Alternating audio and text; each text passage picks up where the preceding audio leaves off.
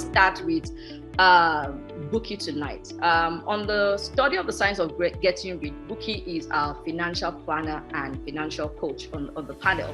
And I think it's going to be a good one to hear from her thoughts on this particular one. So Bookie, for you, what's your definition of wealth or poverty? Or wealth or poverty mindset? What would you say is a simple way to describe it for someone who comes to you to say, I just want to understand what this money thing is about, or when will I classify myself as poor? What would you say?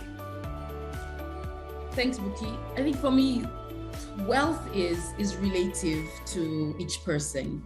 And if I want to say what wealth means to me, wealth to me is the ability to own my time. I say that continuously all the time. I would classify myself as wealthy when I'm in control of my time, when I'm in control of what I do with my time, when I can focus my time or my resources 100% on the things that give me full passion, things that I believe is the purpose for which I'm on earth. Now, can you get there gradually? Yes, that's why I said 100%. That's when I would say I am wealthy. So am I on the journey to wealth? Yes, I'm able to divert my resources. I'm able to convert my resources into those things that I believe drive purpose, and I'm fulfilling the reason why I'm on earth. But I would love to do that 100% of the time. And when I get there, that's when I would say I've landed. Okay, now if I put that on the reverse, I would class anybody as poor. For me, it's not really about the dollars. The dollars or the naira is part of it. But I would class you as poor if you are not fulfilling purpose. Whether it's 5%, 10%, 15%. If with your time, your resources, your life, you're not fulfilling an iota of purpose, you're just passing through time.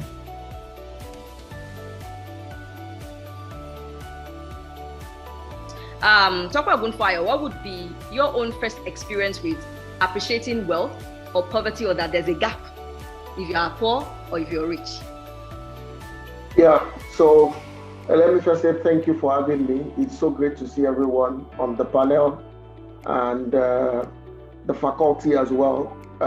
It's interesting that this time last year we're running this program, and I'm so looking forward to running another one with you and all the people that will join. So to the question, I've tasted both sides of the divide, and I know the difference. I remember growing up in a little town or village called Oshodi, right? I went to a primary school called Oshodi Primary School, right? And then I was top of the class, but that was enough to get me admission into Oshodi Comprehensive High School. So,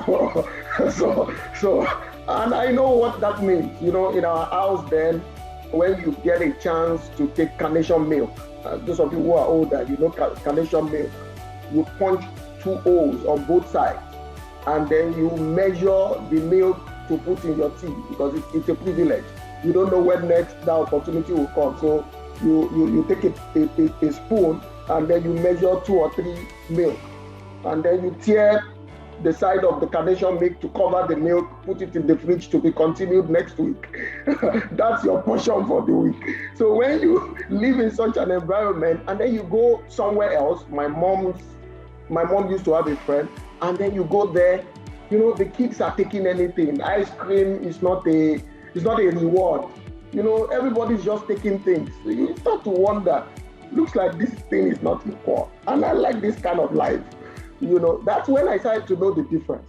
Another experience, as we started to grow up and things started to change. I remember getting married to one beautiful young woman somewhere around here. And then, I had planned that we'll go for honeymoon somewhere outside the country. I thought I was doing well. I was doing good. And then we got to the plane. We were going to the economy part, and she kept looking at the business class seats and the first class seat. I was like, what's wrong with you? At least we have a seat in economy. Why are you looking at business class? But the first time I flew business, I realized what she was saying, that these things are not the same. Let's call a spade a spade. Abundance is good. when you live through such experiences, then you realize that there's a difference. There's a difference. And like Ayo said earlier on, it is when you live in lack that it really shows you want to really do something and you are not able to do it. That's when it hits you that, look, life can be a bit more. So those are the experiences I've had with riches and poverty that makes me never want to touch one, even with a long pole. Wow. Interesting. Thank you so much for that.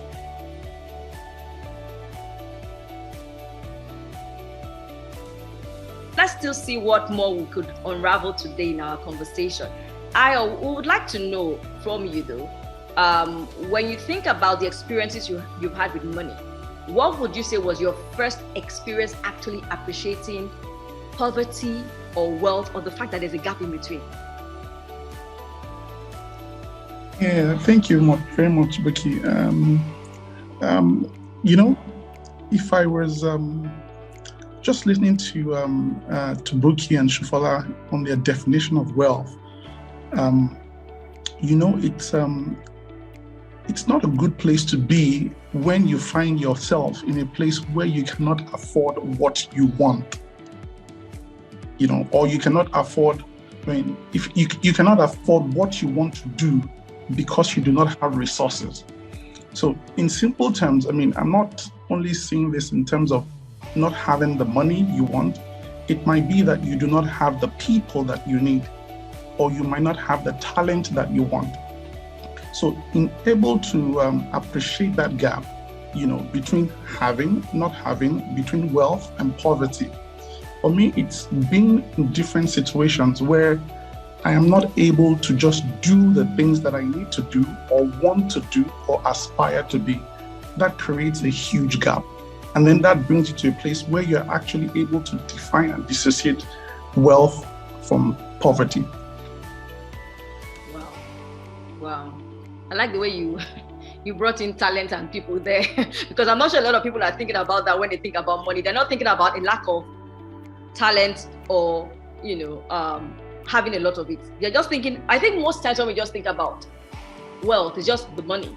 We're not thinking about what you could translate to. So Buki brought a perspective earlier. She said time. Now Aya is bringing something else into the mix. He's saying, talent. Because the truth is, the talent many of us have fine-tuned over the years actually required having money or having the time to do it. But we're not equating that. We're not even bringing that into the mix. So thank you so much for bringing that perspective on board for us.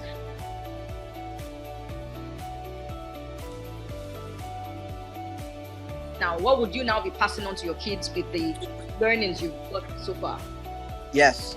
I think, first of all, one thing that I want to pass to them that is very important is money is a tool. Money is not the end. It's a tool. It's not the way you benchmark your wealth or your way of life. I think what Buki said is actually what I want to teach them, is that your ability to use your time as you desire it for the things that are important to you, the things that bring you joy, the things that bring you fulfillment, the things that allow you to fulfill the purpose for which you're here, is really the aim and the goal. And money is just a means to that end. The other thing I'm going to teach and pass on to them is that the fact that we can be more, our lives can be much more beneficial and useful to the world around us and to people around us. If we want to leave the earth or the place better than we met it, we need resources to do so. The pie is not a fixed pie. It's a big pie, and we can make the pie bigger. So those are some lessons I want to pass on to them, and also show them the tools, maybe the science of how they actually go about it. I want to leave them the tools. So I do a lot of things with my kids right now. I teach them about stocks. I don't buy gifts for them very much. When I want to reward them from their birthdays, I buy a stock for them and I have them choose. Sometimes they don't know the name of the stock, but they will tell you, Daddy, I know that company that has a streaming channel. Yeah, Disney has a streaming channel, has a park. It makes sense to me. There's a lot of money that is coming in, so they're making that association. So teaching them those things in a practical way. If we're going to be buying real estate, they go on a tour with us. They go check it out. They see it. They understand it. And we have already seen the fruits of that materialize in their minds. They know that money is a tool or it means to something. It's not the end of what they should pursue. So